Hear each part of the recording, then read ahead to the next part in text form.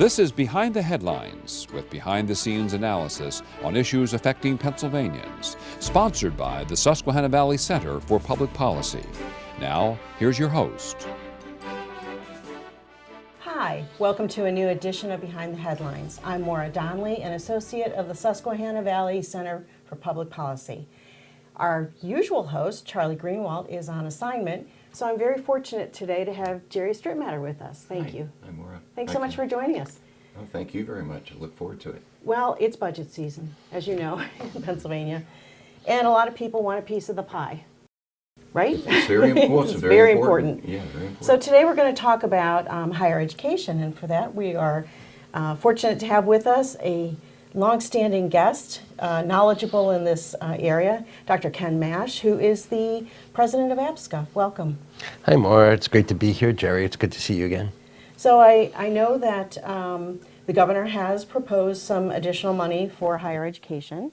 I also know that it might not exactly be what you're looking for. So you want to kind of walk us through what you asked for in the budget hearings, what you're looking for, where things stand.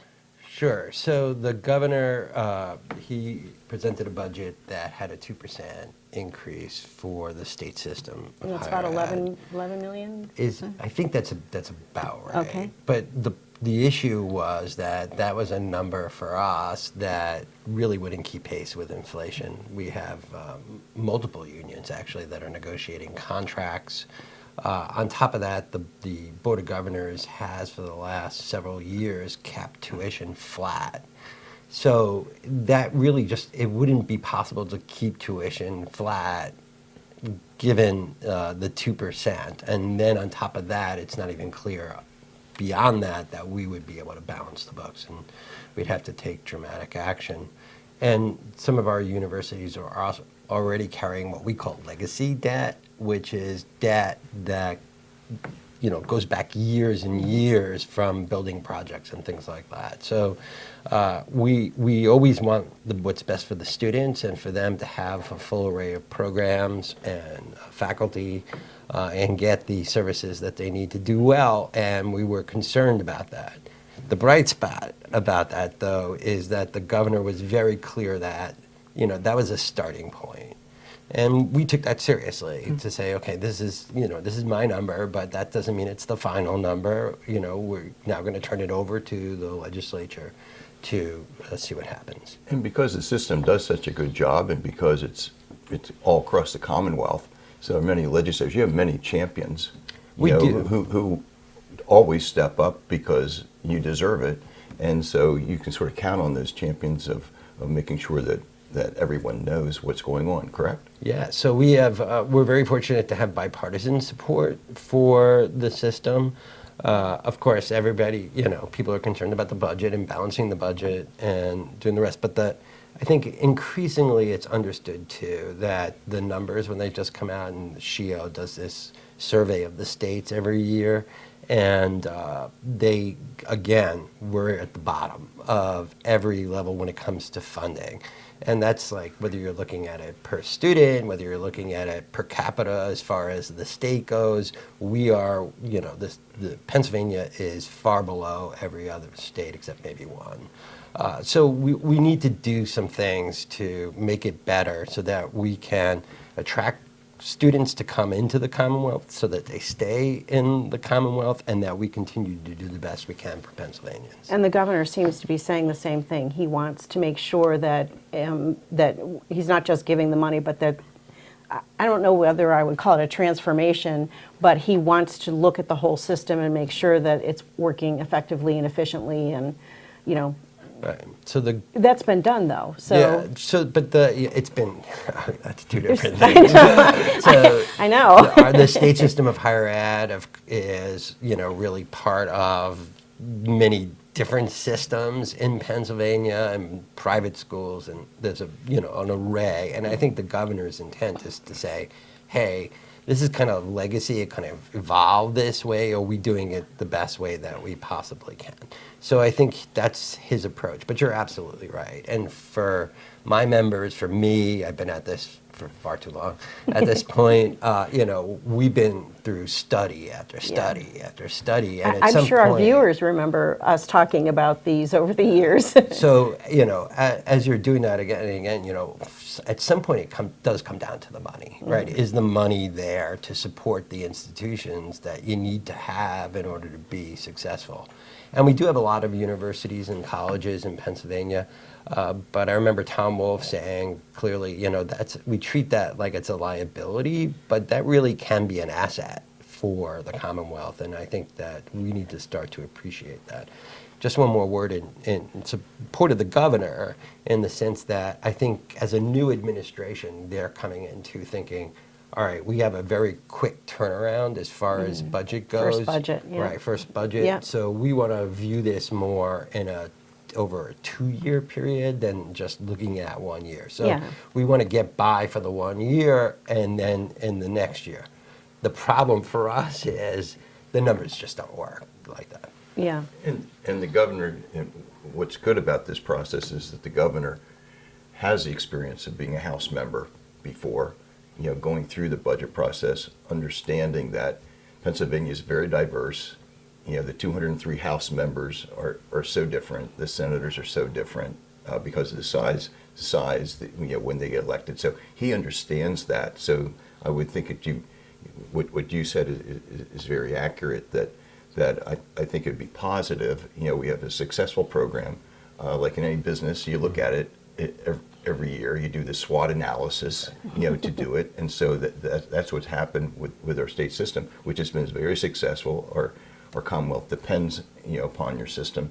And so it's just a matter of getting those champions out there and making sure that you're made whole. Yeah.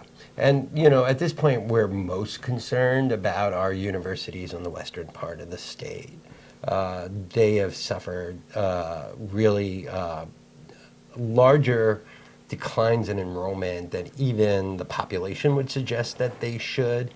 And I think that's what the Board of Governors of the state system has been responsive to in trying to keep tuition flat, because we have to be affordable for students. Otherwise, you start doing these calculations, I'll put off going to college, or maybe there's an alternative that's not what I wanted to do or I think I would be successful of, but what I can afford. So, we're concerned about those universities, and particularly about the debt that they're carrying. Were there any other programs that you were hoping to have funded that didn't make it into the governor's budget? I think there was a scholarship, I believe. The chancellor was asking for scholarship funds, Right. Particularly geared at high demand areas. Like right now we have a teacher shortage, and to try and encourage teachers to come, social workers, nurses, to try and do that. And we are, I'll say the system is the most affordable option for doing that. So scholarships would make us even more attractive financially. And make it easier for students to get through. So we were concerned about that, and we are, as I've mentioned now a couple of times, the debt issue is a very real issue and really threatens the system as a whole, because if one of the two of the universities are in serious debt, creditors don't really care which university it is. They just want their money. Right. So they'll turn to the system, which means that you could wind up with the system having to drain funds from other universities in order to be able to pay back that debt. So it's a very serious thing for us. This is why we were happy the House introduced its budget bill, and in that budget bill it called for a 6% increase for the state system, which we were very happy about. But they also included a $30 million one-time to pay off debt at in those Western schools. Oh. So that would be a real game changer for Right. us. Now, of course, we're not naive. We understand there's a process, that just because the House passed something doesn't mean that that's the end result. But as Jere brought up before, we do have bipartisan support. Right. So we're hoping that the Senate will also see that, this makes sense. We have to deal with this particular issue to make sure that we're in solid shape. Now for our viewers, and especially the parents that have students that just graduated from high school and they're still making up that decision, like you say, basically in Western Pennsylvania say, what should be the contact? So admissions is generally still a university by university task. So the best thing that you could do is to visit the website of the university that you want to attend. And you know, if it's Slippery Rock out west, certainly you could do that. We need to remember too that we have Penn West University now, which has the 3 campuses. So Edinburgh and Clarion and Cal. So you know, you'd have to go to the Penn West site to do that, but with the understanding that you could go to any one of those 3. And of course, Indiana University, Pennsylvania still continues to be this bright star that offers so much to students. Well, with the Penn West, if they go to the old name, will it automatically if you start, or you know, everybody knows how to Google now. So if you Googled it and you Googled Edinburgh, you would be directed to Penn West. What other issues is APSCUF working on? So we have 2 bargaining units. We have the coaches and we have the faculty. We have a contract. Both units have contracts that are expire at the June same time. At the same time, June 30th. It's a very weird date. I think when it was that date originally came up, it was meant to fit in with the budget for the state. But you need to know ahead. It didn't, right. It became impractical, really. Yes. So, I mean, I'm glad because I think in both of those negotiations we're making progress, and it's being taken seriously by the parties. And so while there are a lot of issues and a lot of concerns and some difficulty also in dealing with some of the issues when you don't know what's going to be happening in the state budget, it's likely that we'll go past that date. Now that, you know, what will be the difference between June 30th and July 1st functionally? Nothing. Because we just work under the contract that we had before until there's a new contract. So in the last minute, what other things would you like the viewers to know today? I would like them to know that our universities are really top-notch universities that are affordable. You get a great education at them. And speaking for my colleagues, you will have, if you're an athlete, you'll have a fantastic coach who's hardworking and is in it for the love of the sport. And you have faculty who are dedicated to their students. And really, my colleagues will go way beyond the pale to make sure that their students succeed. And so we are a they great care about deal. the students. Oh, absolutely. I mean, that's how you define yourself, really, as a faculty member, is through the success of your students. So, and because of the size of it, and it's really just a great place. And we have a long experience, particularly with first generation college students coming and doing well and really moving up and living the American dream. Right? Yeah, that's great. In the past, we've seen students engaged in the legislative process. Are we going to see any of that this year? I would imagine that if things go on too long, you'll start to see things. I think there's a general sense that both in terms of our contract and in terms of what's going on in the legislature, that people are being serious about it. And I think that that's kind of the cue to everyone that it's meant to be worked out and to be done in a fair way. So I'm not anticipating that at this point, but that doesn't mean it won't happen. Well, we'd like to have you back once life calms down for you and see what other issues APSCUF is working on.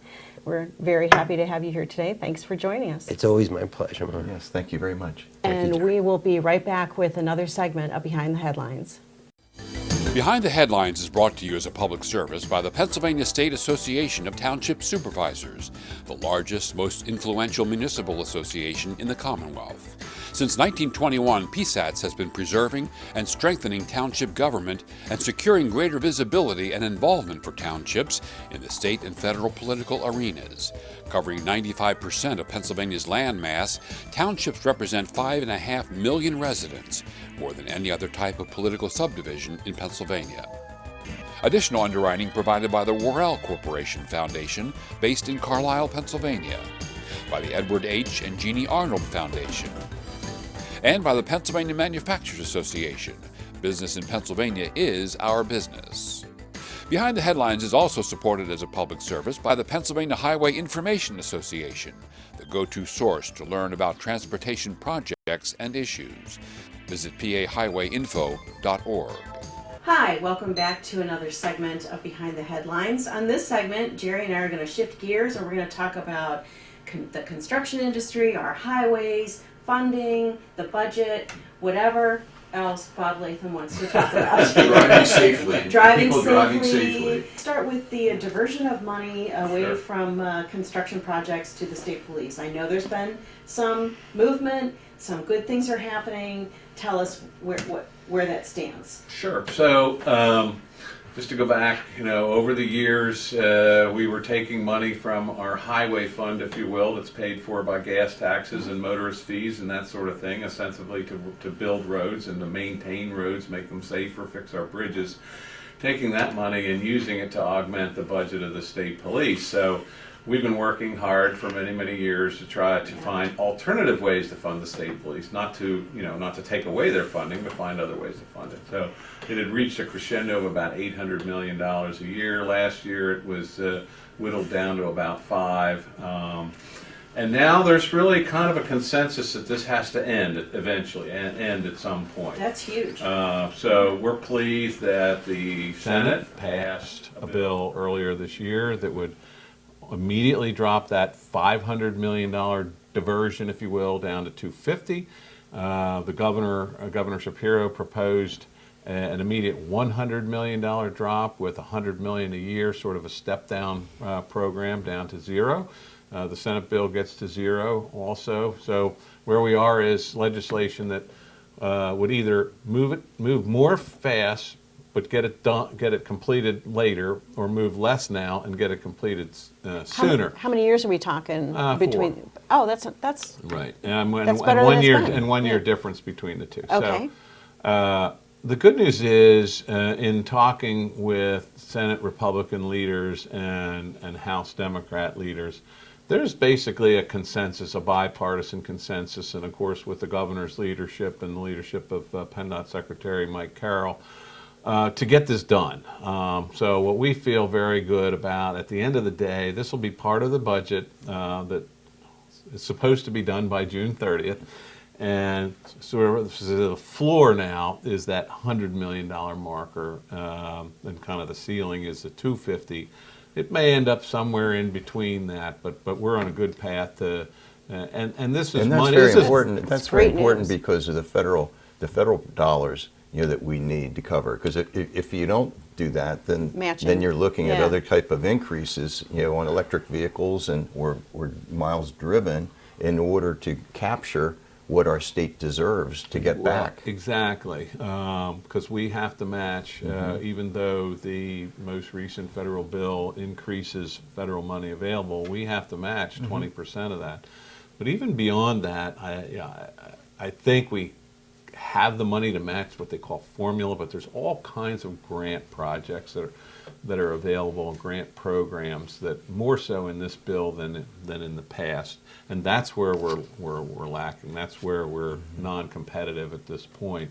For example, here in central Pennsylvania, the bridge across the Susquehanna River on Interstate 83 needs to be replaced, and it is a huge project. It's a more than $1 billion bridge project. I remember, Jerry, you were in the legislature when we passed something called the $1 billion bridge program in the 80s, and that was for bridges all over the Commonwealth. Well, guess what? In our lifetime, when we were working around the Capitol, was our first $1 billion budget, state budget. Right. That was under Governor Schaap. Yeah. In the 70s was the first time that our state budget was Yeah. $1 billion. This is one bridge. This is one bridge. Wow. And it's the work on either side of the river Yeah. as well. So we're trying to get a $500 million grant in this called mega grant.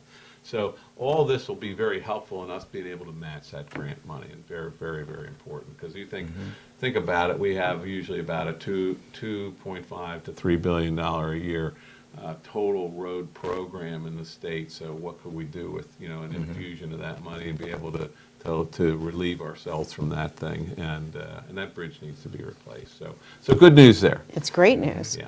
Okay, now inquiring minds. You mentioned at the beginning, Or you asked the question at the beginning, do electric cars have stick shift? I guess someday I should to try one of those Yeah. out. I Do mean, I they? imagine they have automatic transmission like other cars, Okay. but and they're heavier than conventional vehicles because of the weight of the battery. battery, yeah. So they use the roads. They do wear and tear on the roads, but Yeah. presently they don't pay anything into the No, they system, don't. and we'd like to see that changed.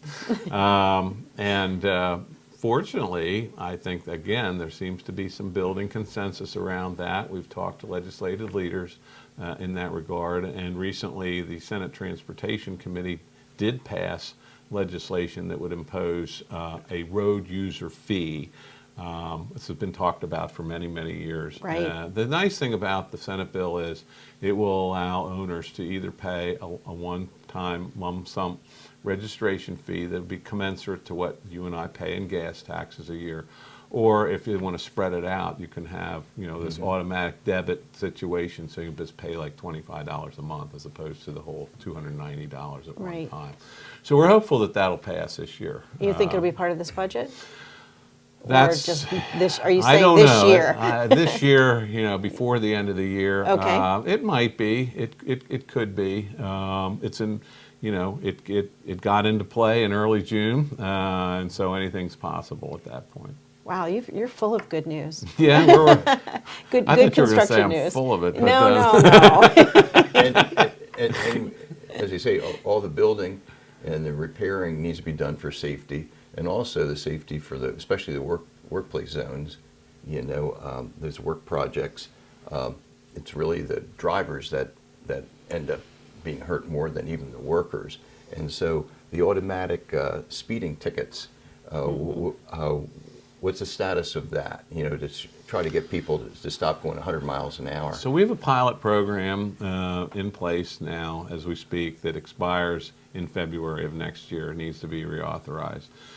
We'd like to, Senators Argel and Senator Judy Swank have bipartisan co-sponsored a bill to reauthorize that and also make some changes. First of all, the first offense, which is right now a warning, and I guess people believe that know that there's a warning, so they're not really heeding it as much as we'd like. There would be a fine on a first offense and a graduated amount. They set it at $25, which is pretty reasonable. Maryland has $40. We'll see where it goes. There are a number of other camera-related issues that some members of the legislature are trying to throw into the bill. That's creating some legislative hijinks, if you will. So there's some controversy, and to go back to your earlier question, Maura, I don't necessarily see that getting done by the end of June. We were hopeful for that. I think we're probably going to have to make a good push in the fall to get that done. We were one of just several states that have such a thing, and so it's remarkable that Pennsylvania, not known for cutting edge things, has this in place. So And Maryland's had great success, and they've actually been tracking their numbers. Are we going to have similar data available to us after the pilot program? what we're showing, I think what we're showing is it would be important to have that first offense. That kind of gets in people's mind that I guess I better slow down. Right, Because right. if I haven't had one, I don't need to worry about it. Yeah. But Maryland has dramatically cut down the number of offenses. right, yeah, and Citations that's issued, the goal. yeah. The goal Right. isn't to raise money here. The goal is a deterrent. The goal is to change behavior.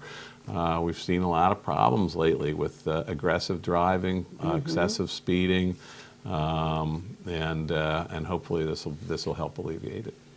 Yeah, and sadly, Maryland had such an awful construction zone incident in the last couple months, and Yeah, unfortunately, even the cameras there could not have avoided that, No. and that's just an example of what we're seeing with the way some people are driving. It was literally a drag race that was going on the Yeah. Baltimore Beltway that resulted in an airborne vehicle. you can't legislate against that. It's Right. just, if it's going to happen, it's going to happen. Yeah, it was very sad. It was very, yeah.